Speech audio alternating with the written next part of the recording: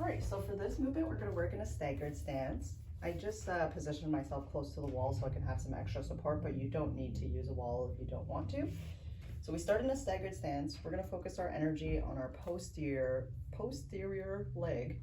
And from here, we're gonna do kind of a two-part movement. So with this position, we want our toes to be pointing forward and we want our heel to remain on the ground.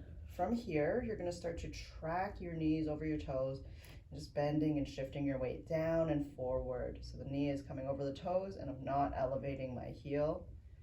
I'm gonna reach a limit. I'm gonna feel a deep stretch in the calves. That's the soleus.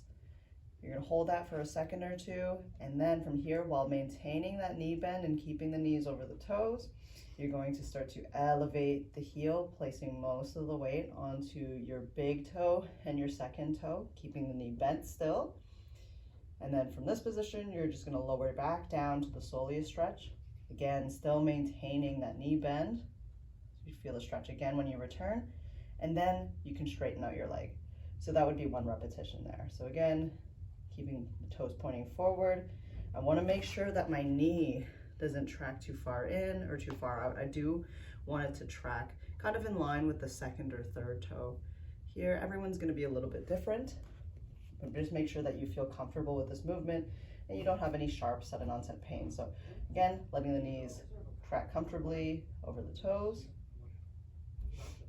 Once I've reached my limit, I'm gonna pause there for a second or two, then slowly start to elevate the heel.